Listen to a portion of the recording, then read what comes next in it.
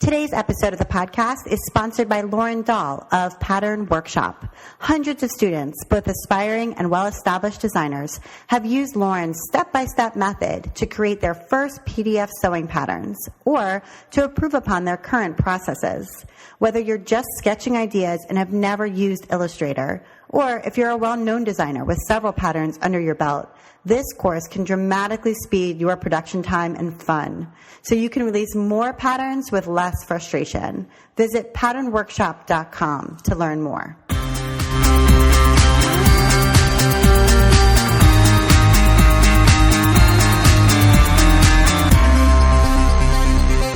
Welcome to episode 58 of the While She Naps podcast. I'm Abby Glassenberg. Today, we're talking about teaching quilting online with my guest, Rob Appell. Rob Appell is the host of Man Sewing, a YouTube channel of the Missouri Star Quilt Company. He's a quilter and national quilting instructor who travels and teaches at many premier quilting shows and retreats. Rob Appell, welcome. Hey, thank you so much for having me. This is such an honor. Yeah, it's great talking to you. So I want to go way back and start at the beginning. Okay, fine. Your mom, Judy. Yeah, we only have an hour though. Yeah, yes, I know. Yes, my mom. Sorry, Your my mom. Judy Appell. So she had a quilt shop in Morro Bay, California, and it was called the Cotton Ball. That is correct. And it opened in 1969, which was before I was born. And was she the original owner of that shop? No, she wasn't. Sylvia Cook started it. She sold it to her daughter, Debbie Linker. My mom managed the store for the last few years that Debbie owned it, and then Debbie gave her the offer to purchase it, and then she purchased it, and we ran it together for a lot of years after that. Okay, so were you like a kid when that transfer happened, and so your mom became the owner? No, I was just out actually traveling around going to junior college, and so I came home on a summer break basically to find that my mom had basically taken over this quilt shop. Okay. So you kind of helped her run it, or did you work there? Yeah, well, I used to go kicking and screaming, on those Sunday drives, and she'd want to go just like look at the store. I couldn't imagine, such a place, in my lifestyle. And then I started working with literally just taking out the trash, sweeping the floors, being a warm body. I was in the restaurant business. I was working, behind the scenes as an assistant chef, and was really enjoying that, and just kind of found myself in the store. And I was actually starting to date who is now my wife of 17 years, and she was getting her teaching credentials, so we needed some extra income. And I was basically working the quilt shop during the day and the restaurant business at night. And over the years, I realized how much I enjoyed the creativity and the troubleshooting that went on in the quilting industry. And we also brought in a sewing machine dealership. So now I had some like hands-on something to do inside the building and inside the business that I started to specialize in. And I just fell in love with the people. And so when push came to shove, I was able to give up my restaurant career and begin my crafting career. Okay, so restaurant, it's not all that different cooking. Not at all. In that, it is hands-on. You are taking raw materials, raw ingredients. You're making something creative that people enjoy. And it's also sort of like a hobby kind of business, people right. Cook as a hobby, people quilt as a hobby, but then it's also a business. So I can see some similarities there. But were you always interested in the visual arts? Is that something you had done as a kid? Did you like to draw, and did you take art classes? Oh, what a fantastic question. Yeah, actually, as a matter of fact, I was terrible in art class, but I loved to draw, mostly cartoon. When I was in middle school and high school, The Far Side, Gary Larson was just getting started. And so I like to draw those kind of single out cartoons. I guess that's why I like quilting, is I only have to make one at a time. I don't have to make, like a comic strip where I make the same thing over and over and over again. And I had a lot of people recommend that I look at art school, and I was terrified to make a living as an artist. So just like you said, I found myself in the restaurant, but then I grew into more of the menu planning and both the visual presentation of the food and the physical culinary presentation of the food. And so that was very much on the art level.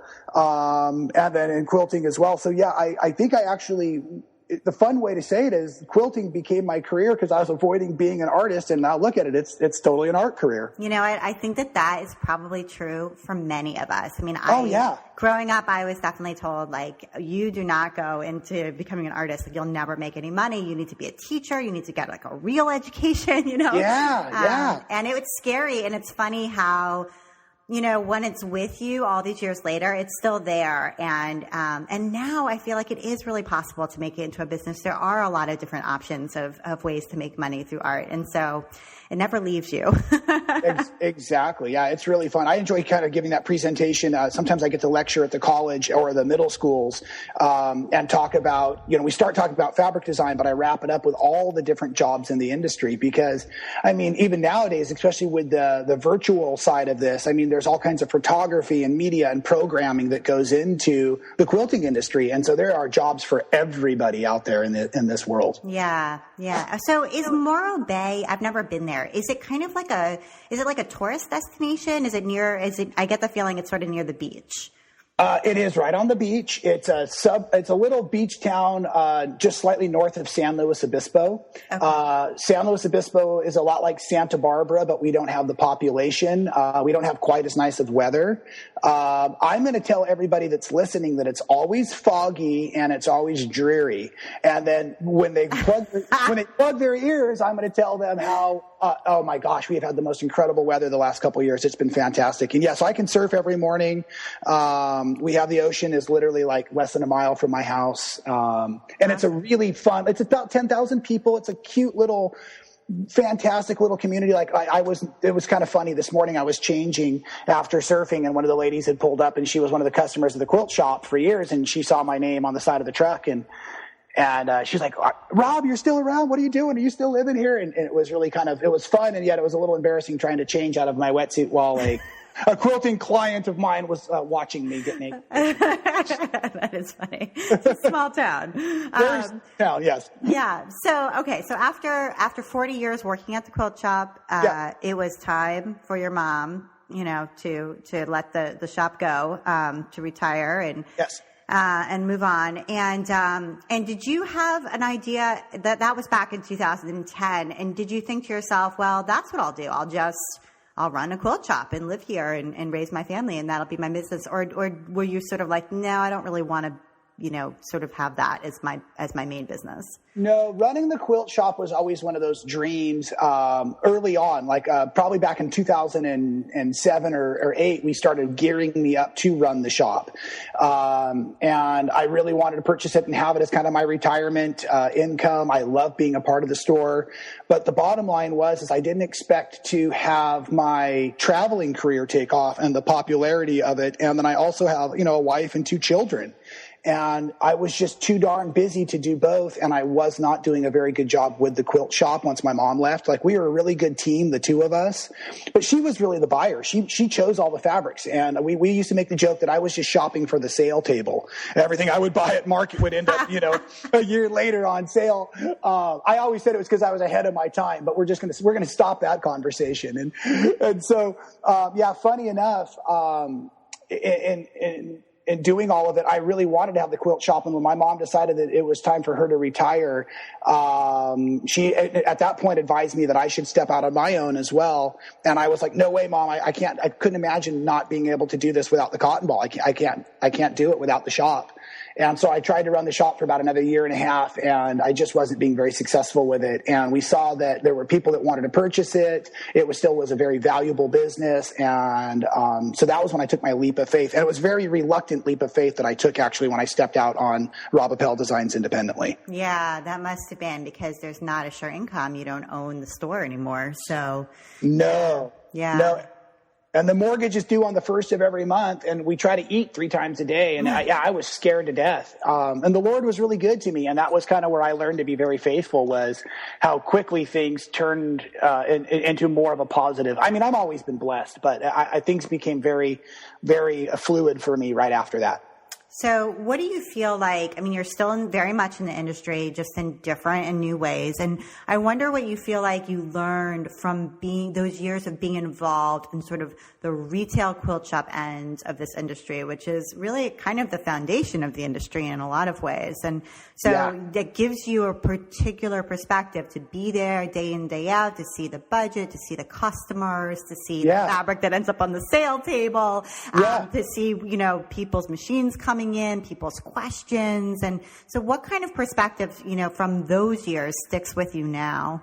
Oh, gosh, another fantastic question. I'm going to say that the first thing that came to mind when you started asking the question was timing. As a quilt shop owner, your most difficult thing is timing the supply chain of fabric against the supply and delivery of media, because you have magazines, you have books, you have now the internet with blogs and YouTube and all the different things.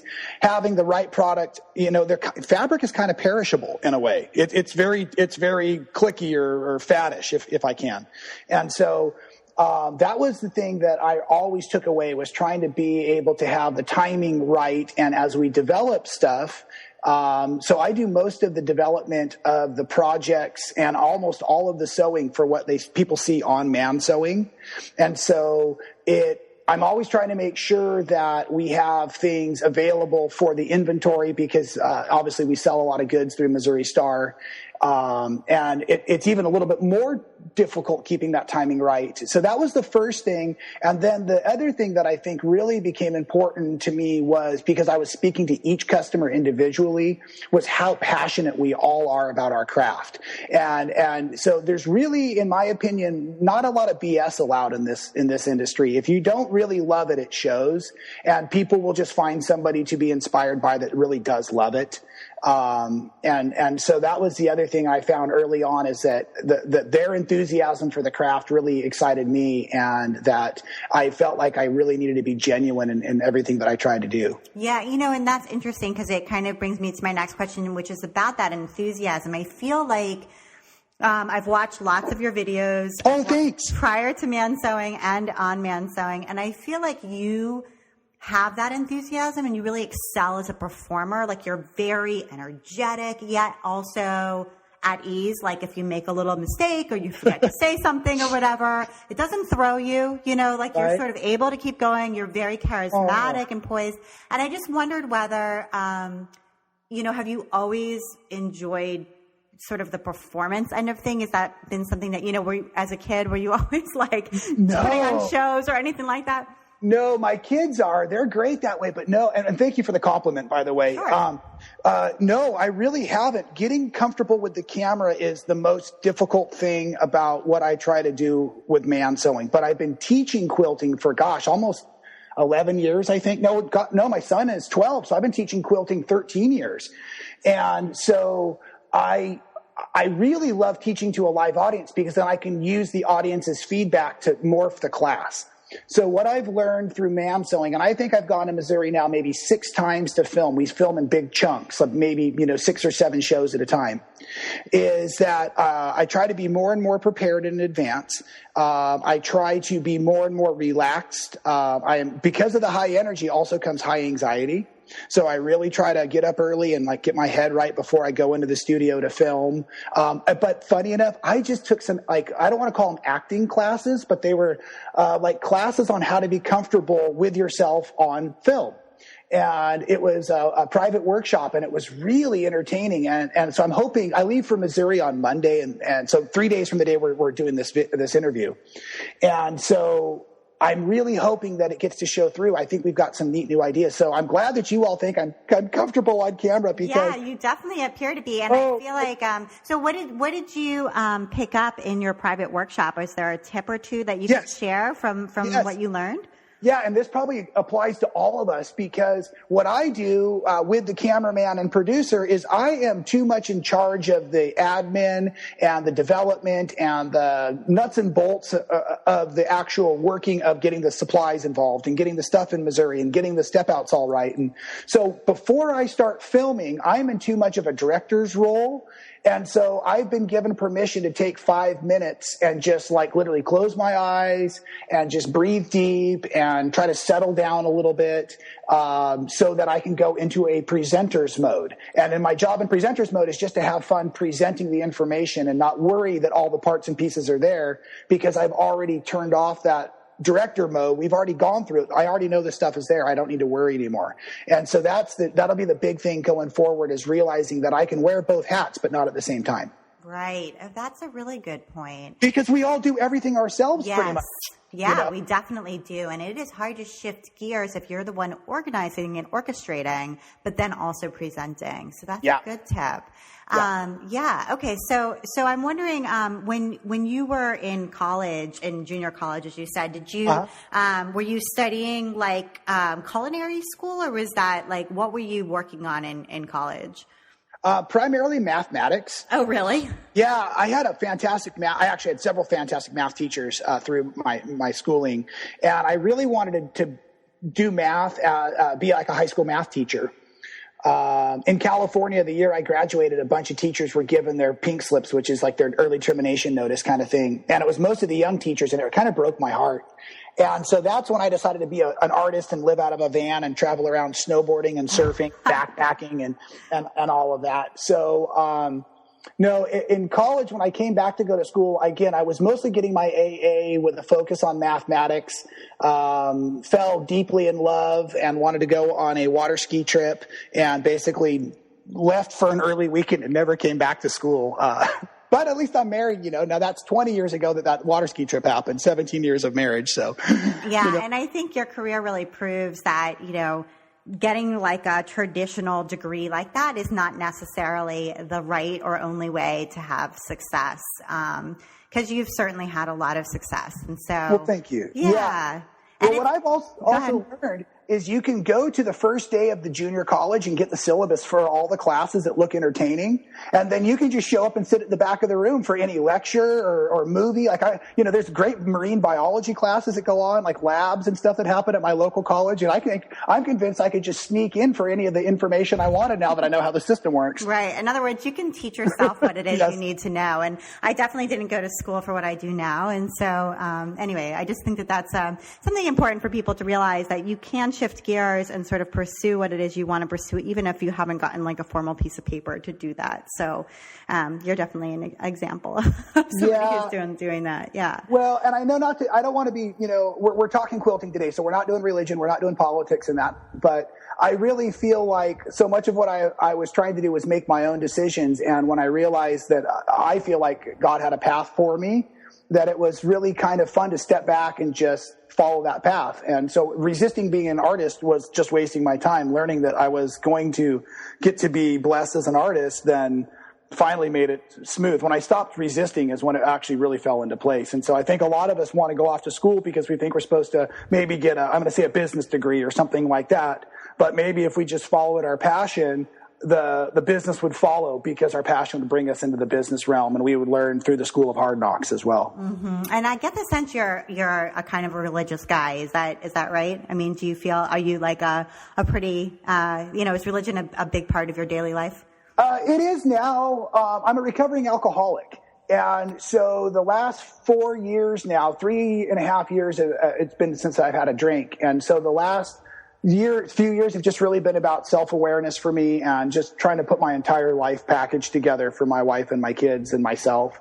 And so, yeah, God is a part of that. I like the term Jesus follower. I listen to a lot of different podcasts. I'm part of a local church that I really enjoy. And I truly believe that when I first started coming out of the alcoholism, my prayer was that my creativity could speak to people so that I could find the better side of myself. And that was my devotion every morning. And I feel like it's now starting to come to play. Wow. That sounds like such a huge hurdle to overcome. So good for you. And Thank you. I know that, from talking to people who have struggled with alcohol, that it's really a lifelong thing.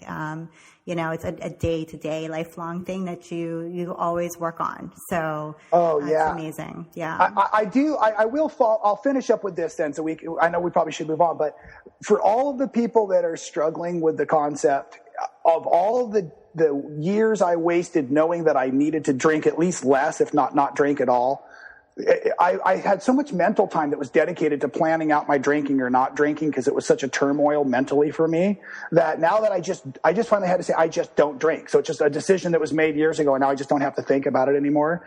The mental clarity and the physical fitness I have is just like I would have given it up 20 years ago if I would have known I would feel physically this good every day. That's amazing. So that's my pitch to everyone that's on the fence. Try it. You feel better. Yeah. I mean, there's definitely something generally in life to be said about having a decision pre-made. And so when stressful times come or hard things have to be decided, you have personal rules and regulations that you follow that are pre-decided. I don't do that. I always do this.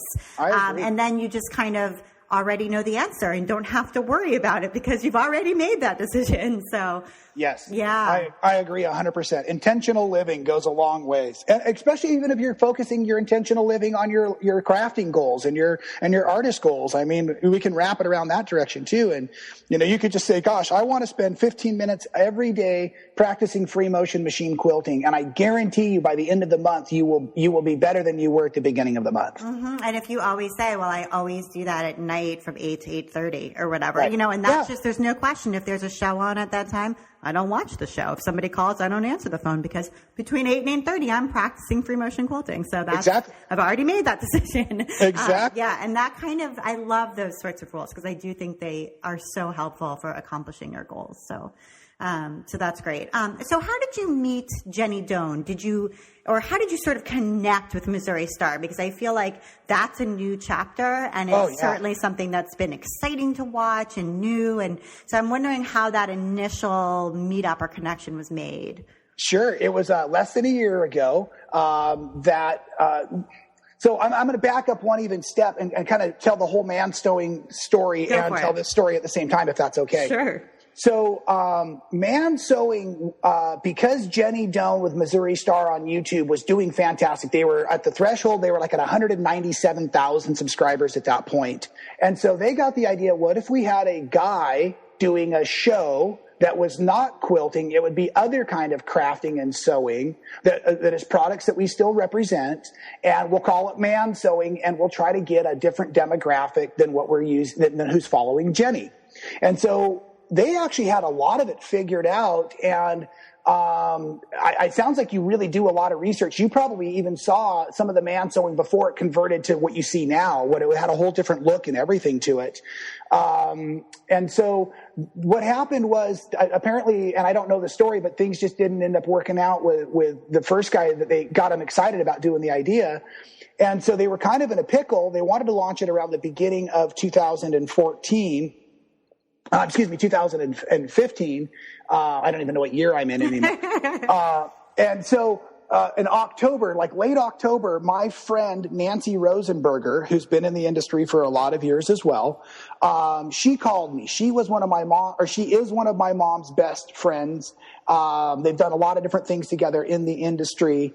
And so Nancy had been hired by Missouri Star, I'm going to guess like 8 months earlier, as the purchasing agent. So she's now in charge of making sure everything makes it to the warehouse on time to make it back out for all the customers. And so they asked Nancy if she was aware if there was any other guys in the industry that knew how to sew that could also stand in front of a camera. And I had just been doing some of the videos with like thequiltshow.com, and I was doing some of my own videos on my own YouTube channel, just like traveling and a little bit of quilting videos. And so we did a phone interview. We're going to say like it was like, right at the end of October. And then they said, well, wow, this sure sounds like we could put something together fantastic. And Nancy warned me. She says, Rob, if you take this job, it will change your life completely. And so we met at Houston International Quilt Market, which is, the end of October. So I guess I have the timeline a little out. Sorry, we had a phone call, and then I went to Houston, and we sat in the lobby at we had a 10:30 p.m. business meeting because it was the first time the guys from Missouri Star were available. And we sat down and had this interview, and it was like we kind of started the interview just assuming that I had the job. Like I kind of went in with that kind of confidence, and they kind of had that kind of confidence. And so it was really a fantastic first personal interview. And then a couple weeks later, they were flying me out to Missouri to see how the whole thing was going to work and start to build a set and meet everybody. So the first time I truly met Jenny was, I want to say I met her at that quilt market briefly, like a shake a hand kind of thing. But the first time I really met her, hung out with her, was in Missouri in her sewing studio. I want to take a quick break from my chat with Rob to hear a little bit from our sponsor. I'm Lauren Dahl, and I'm the creator of Pattern Workshop. We were on vacation January, a year and a half ago, and I was doing grading for people, so people were paying me by the hour to grade patterns for them digitally. And I had all these people inquiring, but at the time I had a 6-month-old son and I just didn't have time to do all that work. And my husband said, why don't you just teach these people how to do it? So it was just this aha moment where I thought, this is brilliant. There are so many women and men that have all these great ideas stirring around in their heads, and they want to start these businesses and they want help doing this, but they just don't have the tools to do it. They have the ideas, they have the artistic ability. So I'm going to create this course. And he said, yes, do it. And so that's kind of what started it. And on vacation, I started brainstorming the topic list and all the things I wanted to teach. And it started out as probably about 8 or 10 lessons, and it grew to over 30. And now it's just this huge comprehensive thing. And over 600 students have learned to create a business for themselves this way. A large majority of my students are moms, and so many of them have reached out to me and said, oh my gosh, you gave me the tools to be able to create extra income for my family, or even replace an income that was lost or that mom is no longer getting because she's not working. And then I've had younger entrepreneurs contact me and say, hey, I've been able to quit my job and pursue this full time, and I'm making a decent living doing this. And that feels so good to me, because before it was nice to grade patterns on an hourly basis, but I couldn't help as many people. And now it's easy for me to kind of replicate that help and put the tools in people's hands so that they can do it themselves. A big thanks to Lauren Dahl from Pattern Workshop for sponsoring today's episode. And now back to my conversation with Rob Appell. Wow. Yeah. Okay. So, and I think she was right. I think Nancy was right that it does really change your life, because, Missouri Star is really something to behold. It's an amazing business, and so I want to talk a little bit about the demographic that they were hoping to reach. You said It was a different demographic than the people that Jenny is reaching from her wonderful videos, and your set is definitely very different from hers. You have kind of like it looks like aged barnwood or something behind you, and surfboards and skateboards, and it's definitely got kind of a masculine sort of den kind of feeling. And I do wonder, I mean, I think watching these videos, they're about like 15 to 20 minute long, and you're presenting how to make a particular project, and you show us how to cut the fabric, how to sew it, what you're going to end up with at the end. And they're almost like, it's almost like watching the Food Network in a way, where you are going to learn to make that particular dish. You can get the recipe and make it yourself at home. But it's also like relaxing entertainment in a way, too, to watch somebody make something. For some reason, I'm not sure exactly why, but it appeals to us. Oh, great. As relaxation. And so, anyway, I just wondered, like, who were they hoping to reach? Is it a younger audience, a male audience? I mean, and who does Jenny feel like her audience is? So what are those two different populations? Sure, and I'll do my best, but man sewing's a whole team. So there are people in front of computers right now crunching this data that would have much more specific answers for you.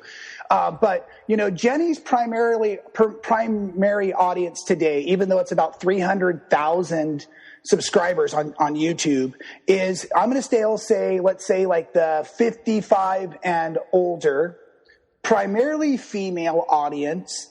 What Jenny learned early on, where there are a lot of people, though, men and folks that were maybe disabled, or folks that maybe she has some fantastic letters that she has saved from folks that maybe have, I think it's called agoraphobia, which is the fear of leaving your home.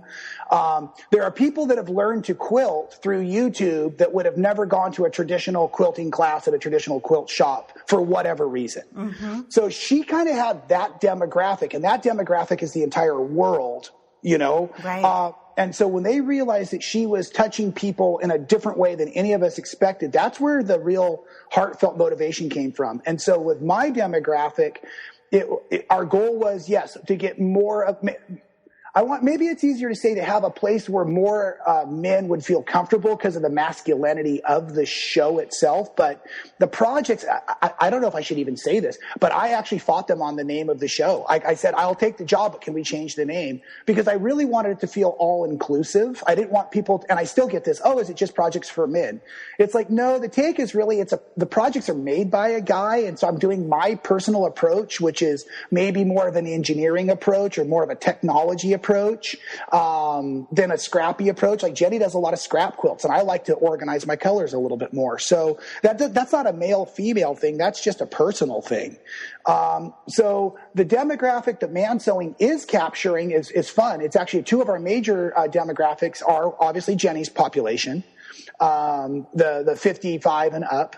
But also we have a good population of men, and we also have a good population of people that I want to say it's a 24 to 34-year-old demographic. And we can track some of this because of folks that log in and follow us on Facebook and things like that. So we get more of are you a male? Are you a female? What is your age group? Mm-hmm. through those kinds of analyzing tools, I understand. Mm-hmm. So I know that the Missouri Star marketing team is very pleased with our demographic split, but we still find that the quilting generation, that kind of that typical quilting generation, mm-hmm.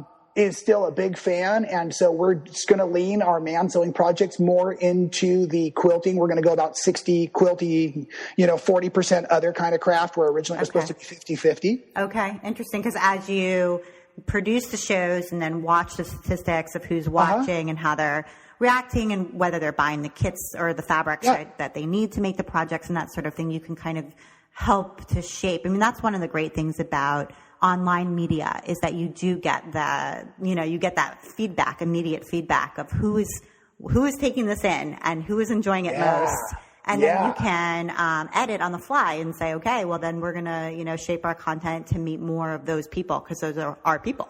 Yeah, literally within about 8 weeks, I can make an immediate change. Like a lot of the feedback in the first couple of videos was, your ironing board cover is too busy. We can't see what you're doing. And they probably thought I wasn't listening, but it just was going to be like 8 more weeks until I was back in Missouri to change the ironing board cover. So the first 6 videos had a busy ironing board cover in it, but then it changed. And so, hopefully people that are listening to our show here today, that they'll understand that, yes, I film them in big chunks. So I definitely, I read every comment like 3 times, but I can't change it overnight, but I can change it within a few months usually. Right, because when you fly out there, you've already prepped is it 6 shows or 8 shows? I've got 11 in my suitcase for Monday. I have 11 in my suitcase, but one is like going to be a conversation about, thread, cross wound versus straight wound thread. One is going to be a promo. We've got some glow in the dark threads we're going to be promoing for October as well.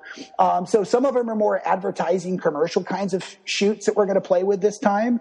We're feeling very fortunate that the audience is really liking, like you said, some of that more higher energy approach, so we can use it kind of like to make little mini commercials for different things. That will be fun, a little more engagement that way. And then back to the demographic question, and it's not a chartable demographic, but personally, the demographic I'm really hoping will be inspired by what's happening at Man Sewing is kind of that modern quilt generation.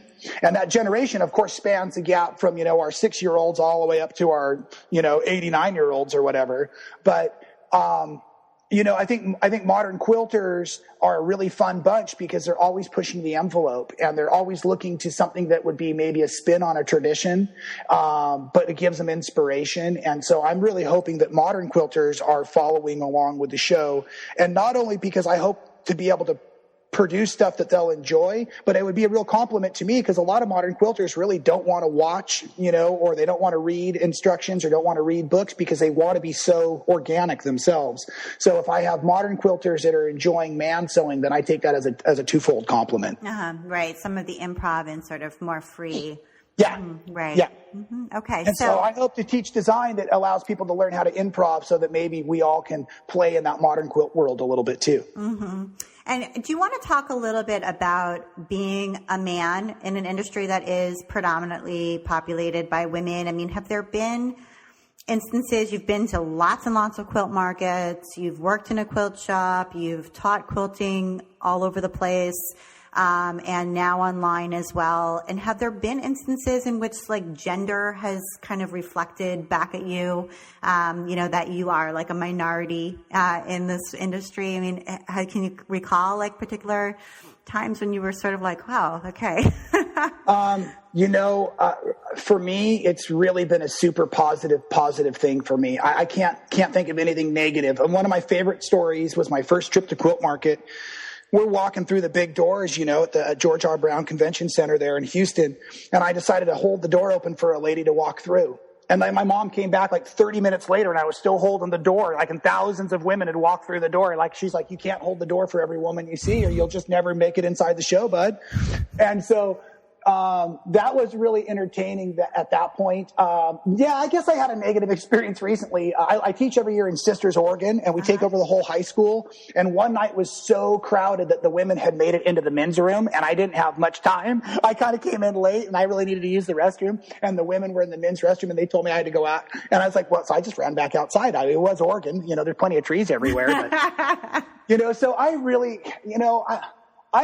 I don't want to sound totally like a jerk here, but I really think it's helped me.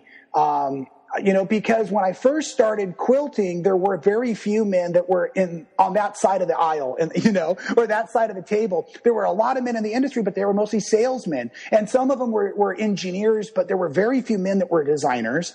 There were very few men that were actual quilt makers. I'm thinking like John Flynn and Joe Cunningham. And then like when I was quilting, like Ricky Timms, I don't know who made it to Quilt Market first, myself or Ricky Timms. I know when I went to Ricky Timms' first show, he was a bigger name than I was for sure. I mean, he's always been a bigger name than I was, but I could really only think of about 4 famous people that were male that were quilters. And so that gave me an immediate way to stand out, especially because I was in my early 30s, or my late 20s at that point. And I was doing a lot of applique quilts that were more scenic or landscape quilts. And at that point, art quilts was still kind of a 4-letter word. And so there were a lot of things that I was doing that I just didn't know better or worse, but I was just doing them. And so the ladies recognized me. And so then the benefit was, as I started going to quilt guilds to present, they all treated me like I was so special because I think I reminded them of that son or that grandson that they were dying to think would maybe someday actually operate a sewing machine. Like everywhere I go, people are like, oh, I wish my son would sew, or I wish my daughter would get into it. Cause I'm also that generation that kind of doesn't do much sewing. And so, our grandmother's generation really was wishing we would. And so I feel like it's been such a huge blessing for me to be a male in an industry that is predominantly a female-driven world because it would help me to get recognized early, and it helped me to become, I think, maybe a little more of a standout. But on the back end of that, it also nowadays, when I reflect back on that and I realize how blessed I am to travel so much and teach so much, the last 2 years I've really been trying to improve my actual workmanship, like my piecing, my quilting. I'm trying to do more challenging projects for my personal stuff because I feel like if folks are going to put me on a pedestal like this, I better live up to it. And so I'm trying to learn every day as much as I can. And I also try to really be a gentleman and try to not be too boastful and not try to stand out too much. That's why I didn't want to use the name man sewing, is I really wanted to be just known as a quilter. I don't want to be a man quilter. I just want to be a quilter. Like, I would be so stoked if somebody walked into a show and said, wow, isn't that a beautiful quilt? And then when they saw the name on it, they'd be like, oh, wow. And look, it was made by a guy too. Mm-hmm. You know, I think a lot of times guys get a little bit of a pass on sometimes workmanship. And I don't mean that to be rude, but I just think that ladies are so impressed that men are doing it that they often look past the fact that, like, well, I'm speaking of my own quilts, man, my skill level really is quite poor. Mm-hmm. I think I think that's an honest answer. I think, you know, especially around just, standing out, you know, I mean, I think all of us are searching for a way to stand out. It's a crowded marketplace, and there's a lot of people who make a lot of beautiful things and a lot of beautiful quilts and fabric designs and things, and everybody wants to be known for a particular thing, and it's hard to stand out among the crowd, and the fact that you are a guy, I mean, in all honesty, people notice that. So absolutely, especially more so before. Like, it helped me it kind of helped me get out of the starting blocks earlier, and then you know, now that there's a lot more men doing it, I think we all just feel a little bit more comfortable. So I don't think it's as much of a gender thing anymore. Mm-hmm. But that was one thing. Yeah, Valerie Wells called me out on that probably about 10 years ago and said, you know, it's not quite fair that you show up at Quilt Market and, like, within a few years, people know your name, and we've been working for years and years and years to get noticed.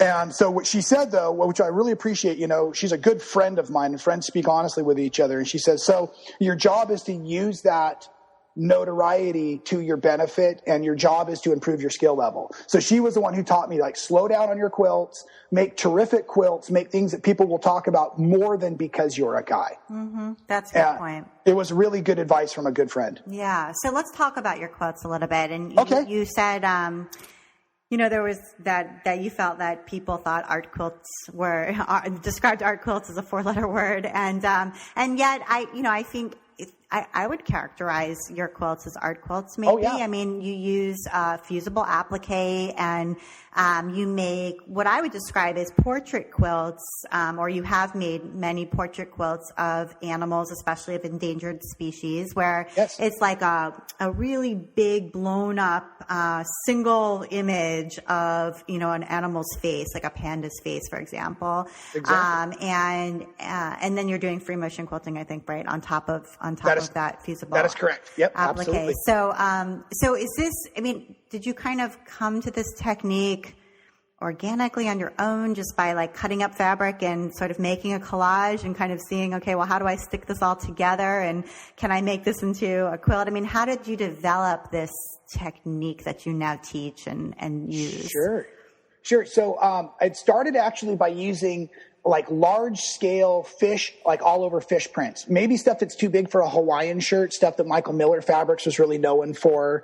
And so what I would do is I'd build a real simple background where maybe I would patchwork together, like, a piece of sky fabric, like a strip of sky, and then a bigger strip of, like, what would represent the surface of the ocean. And then maybe 2 or 3 batiks that would look like underwater, you know. And then I would take and I would cut up all of the different fish and coral prints, like you said, as a collage that already had fusible web on them. And I would build a scene on top of these real basic, you know, 3 or 4 pieces of fabric that represented the parts of the environment. And by doing it in big clusters that way and not using any muslin in the background, I could cut and patchwork anywhere I wanted, or I could place my applique anywhere I wanted. I didn't have to be so concerned about background showing through, because the background was part of the quilt. And so I started kind of on that, well, like you said, like a fusible collage quilt, but they were to form a scene. So having the scene gave me direction. And then for my wife, for our first Mother's Day, I had this really cool picture of her and my son together. And so I wanted to see if I could use the same techniques and make a photographic portrait into a, you know, or a photo into a quilt. And so I did that, and it was, my son looks a bit like an alien, but you know, the technique and he have both gotten a lot more attractive. And so I then did one for Christmas when my daughter was born, so that would have been 2 years later, and I was much more efficient with the way I shaped my pieces and managed my color and managed now. Then I started using, like, my stitching to form the shape, you know, the curls in my wife's hair or the lines on our faces and stuff. So then I started thinking, oh, the free motion here is not just quilting, it's texture for the photograph. And then Michael Miller and I came up with the idea of doing the endangered species things, and then that was just blowing it way up. So using the same thing where I'd taken basically a photograph in a computer, I rendered it, or I dumbed down the photograph so it was easy to see the different values of color or shades of color, and then I would flip it over. So if you're listening, you're getting a quilt lesson, by the way. And so I would flip it over, like doing a transposed, a mirror flip, and then I would print it out to the size I wanted the quilt to be. And then I would take a Sharpie and I would start to find those splotches of color, like where maybe dark gray then went into light gray, and that would be shadowing. And so I would represent those splotches with a Sharpie marker, and then I would just go ahead and use Fairy Frost because it was a staple. I wanted to create kits and patterns that I could sell because it was a fundraising effort. We're making the endangered species patterns now. And so it was basically a morph of the fussy cut collage of the sea life quilts into a determined pattern, raw edge applique for the animal quilts. And now I kind of do a little bit of both. Like I might make a mountain scene where I fussy cut trees, but I've done just a random piece of black batik for a mountain in the background and then put snow on it. But I'm also teaching a ton of patchwork now because the applique quilts are very challenging to teach on man sewing because of the time frame. But the patchwork quilts are much easier because you can teach how to make a block and then you can tell them how to assemble all those blocks into a quilt. So again, I'm excited because the show is pushing me into more patchwork, and the patchwork is helping me develop my technical sewing skills. And so it's helping go back to that, trying to live up to the caliber that all of us professional quilt makers are held at. Right. And do you feel like being somebody who makes art quilts, has that been a little bit sort of awkward at all? Or, do you feel like accepted, when you go to quilt market, or do you feel like, there's a push more to do patchwork or to do modern quilting at this point? What I really have enjoyed is watching the seasons change over and over again. So when I first started doing it, Abby, was only doing what I could. I wasn't doing anything for anybody or any reason. It was the only skills I had. It was to put fusible web on the back of a piece of fabric and cut out the fish and stick it to another piece of fabric, and then I was machine quilting free motion around that fish, and that actually helped me learn to be a better free motion machine quilter. Now I design quilts so that I can do free motion. So there's a lot more negative space, kind of like what the modern quilt generation provides visually. So what I've really enjoyed was when I started doing art quilts weren't totally accepted, and all machine quilted quilts weren't accepted necessarily, and fusible applique quilts weren't accepted in a lot of shows. And then, as you've also seen, you look at the quilts that hang at a place like Houston, when I first started going, there was a ton of traditional stuff, and then it morphed into art stuff, and then it morphed into modern, and then it morphed kind of like I saw at the last show, really intricate patchwork on a very traditional level, but with a modern feel of color and a modern feel of the machine quilting on top of very intricate patchwork, which was kind of like a really neat, like old meets new. And so there have been points where I have felt like my style of quilting was not what was the most popular style of quilting, for sure, but I really make quilts because I love making quilts. And so I just do, I hope this doesn't sound terrible, but I do what I damn well please. Yeah, no, I actually think that that's the best way to operate, is that. Oh, good. Yeah. I feel the same way. Like, I pursue what interests me most, and I feel like that as a guide is where you need to go. And people, will follow or not, yes. But it's basically just, that's what gets me. And so that's where I'm going, Yeah. Yeah, my slogan in my personal life is quilt first, maybe we'll market it later. Mm-hmm. Our slogan at Missouri Star is we only use what we love, but we do sell what we use. And so we have a lot of people that are trying to sponsor us to do this, that, or the other, and so the only things you ever see on the set with myself or Jenny or Vanessa or anybody are things that we personally use in our own studios.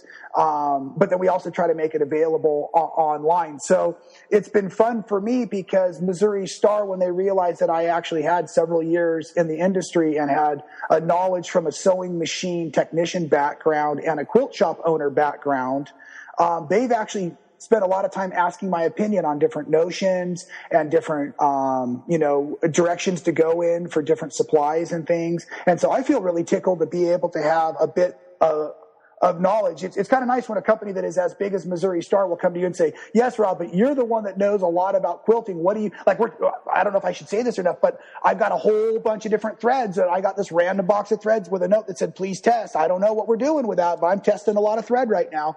Yeah, that's neat. It's neat to have that, that input. Yeah, I can see how that would be a lot of fun. Okay, so just tell us, before we get into your recommendations, what's coming up next? What can people look forward to, whether it's with man sewing or with what Appell Designs is up to? Great. So I think the easiest answer for that is my focus for the next several years is on man sewing. I really enjoy making my projects myself. I think it makes me a better presenter. Because the man sewing is a paid position, it brings me into my home studio and not on the road as much. So the answer you're really looking for is we're trying to book road trips or events around the United States that are bigger events that will allow me to get to meet more and more people and spend more time with more folks when I'm not in my studio. So starting to get a lot of fantastic offers from, bigger shows and or big quilt guilds that want to put on multiple guild events with us, quilting cruises, retreats, a lot more time to get to spend teaching and just focusing on being that presenter. I don't feel like I have to chase my tail anymore. I've got a direction that I can really follow for several years. That's great. So that's what's coming up on man sewing. I think I told you we're leaning a little bit heavier now onto the quilting side. So I want to break the quilting into like maybe a really crazy art quilt for one show, and then maybe a couple basic quilts, and then maybe a quilting technique like how do I address my borders, or how do I miter corners, or how do I put binding on, or how do I baste a quilt. And then maybe I could just one specific free motion motif and spend 1 week, just 8 minutes on practicing that motif. Because a couple weeks ago, we put out a video that was free motion quilting. We had an incredible amount of positive feedback on it, and people seem to really enjoy my approach to teaching that free motion quilting. So I think I would like to offer now breaking it into even more basic, just this design, or this motif. So that's kind of what the future holds is I'm going to base it all around man sewing, and hopefully get to spend a lot of time with the people that are being so supportive out there. Yeah, that sounds terrific. I'm jazzed. Yeah. So let's hit a couple of your recommendations. First, you had a recommendation for a guitar kit that you can build yourself. Yes. I think the recommendations were I forget when we were doing email back and forth why the recommendations, but I remember that answer was based on the fact that as an artist that was lucky enough to get to have my art become my career, I had to find other things that I could do artistically and physically to just be a goof off. What I'm trying to say is I had to have some art that was not income related. Yeah. So I found this really fun build your own electric guitar kit on the internet, and I'm not much of a woodworker, so I spent several weeks building this electric guitar, and I have it sitting here next to me, and I'm not going to play it, but so I have it here, and it's funny because it came with a lot of really crummy electronics in it. So now I get to go through and I get to start swapping out all the electronics, and eventually the guitar can sound like $1 million guitar for just a few $100. But it's fun. It's just customizing something, Yeah, that's cool. But I hear you on that. Seeking something artistic related, something that you can make with your hands that has nothing to do with the thing that you used to make with your hands that now has become your job. And so so you have to sort of find a different outlet. And I think that's something that a lot of people can relate to. Once you start making money from it, it feels like working when you're doing it. Yeah. So. Yeah. I'll give you that same exact information with a different analogy, because a lot of people ask me about, do I long arm quilt? And one of the reasons that I don't use a long arm, I use a standard sit down. Well, now I've got a 16-inch sit down, but that's another story. I like to take my quilt out of a machine, lay it back over my design table, and I literally sit there and I pluck my guitar while I'm looking at the quilt when I'm trying to determine what I want to do for my quilting motifs on it.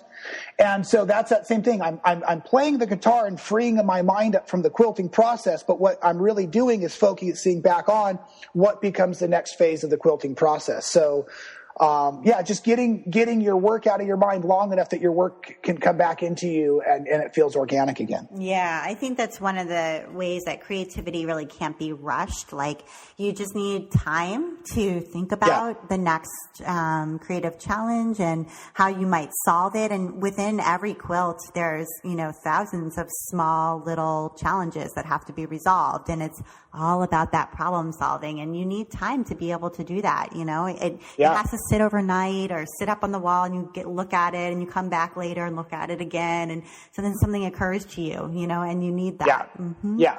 I like the term percolate. Yeah, that's right. It does need to percolate. Okay, and I have time for one more of your recommendations, and one of them that you put on here is about time management. And you're a dad of 2 kids who are, I guess, 10 and 12 now.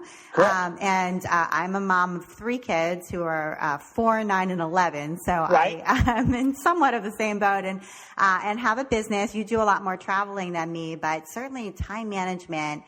That's a tricky one. Are you working at home in a home studio so your kids are kind of around you? And how do you balance that out?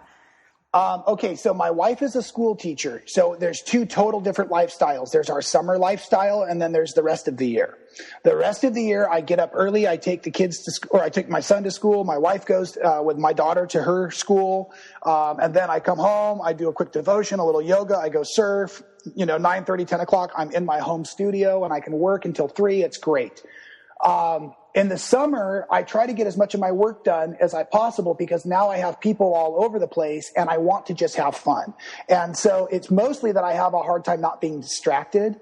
And so what I've learned recently, and maybe this will be a good tip that will help, is the other thing that kills my time management is I panic when I look at a lot of projects. And for the way that I have to do man sewing, there'll be a day where a box will arrive and it will maybe contain the supplies for 5 or 6 new projects. And I'll lay it all out, and all of a sudden I go into total overwhelmed panic mode. So what I've learned is I put each series of fabric in a plastic tote that I'll stack on top of each other. And I've got a little walk-in closet in my studio, and I slide all but one project into that walk-in studio so that I'm only managing one project at a time, because I know on the first day when everything arrives that I'm going to get it all done, but I freak out. So what I'm trying to allow myself to do is prepare my day almost like a budget. So like I know that the things that need a lot of focus time have to be done before 3 o'clock. When my children and my wife get home from school. I can fix sewing machines in the afternoon while it's loud in the house, but I can't have phone calls like we're on right now. I can't have, distractions while I'm trying to design something. So I've just learned to budget my time that way, just take chunks and say, this is when I need quiet, this is when I need this. And then I've also learned to communicate with my family and try to explain that this is what we're trying to do this summer. That's my big thing with time management, is learning to treat it even as a stay at home, independent contractor, basically self-employed, that I still need to treat it like a job so that I don't let myself go through so many hips and valleys of overwhelmedness. Yeah, that's a great tip. Thank you so much for that, Rob. That's a really good one. I can imagine getting all those projects at once. I think that putting them away, each in their own bin in the closet, is probably the best way to cope with that. So that is a good one. Thank you. Yeah, you're welcome. Yeah. Well, Rob, it's been so much fun talking to you. Thank you so much for taking the time to be on the pleasure. Wealthy Naps podcast. Yeah, I wish we had 3 or 4 more hours. This was fun. And where can people connect with you online? Where is the best way if they want to reach out, send you a message, say hi? Where should they go? Okay, well, technically nowadays, mansewing.com is probably the easiest way, because there's social media in every different avenue through Man Sewing. Okay. And there's a couple of folks that are actually helping me manage all the social media. But I do read all the comments. Anything that is personally addressed directly to me, it comes to my inbox. Yesterday, I got my first love note video from, I want to say she was about 7 years old. Oh. Sent me the sweetest video ever. We kept it private, obviously, but it was sent over to me. So anybody that sends stuff through Man Sewing, I definitely see it. There's also a robappell.com, but I'm not doing as much with my personal stuff on Facebook and Twitter and Instagram anymore, because Man Sewing is where most of the folks are following me anyway. So we're just putting supporting all of our efforts at themansewing.com. Okay, great. I will definitely link to that in the show notes as well. Thanks. So, yeah, and you've been listening to the While She Naps podcast. I'm Abby Glassenberg, and I invite you to visit my blog, whileshenaps.com, where you'll find helpful information for creative entrepreneurs, as well as tutorials and patterns for making stuffed animals and dolls. And check out our sponsor, Pattern Workshop, where you can start designing PDF sewing patterns today. Join hundreds of students who have learned to sketch, draft, modify, grade, tile, and market their PDF patterns in this interactive online course. Visit patternworkshop.com to find out more. And if you enjoy this show, tell a friend about it. Thank you so much, and I'll see you next time.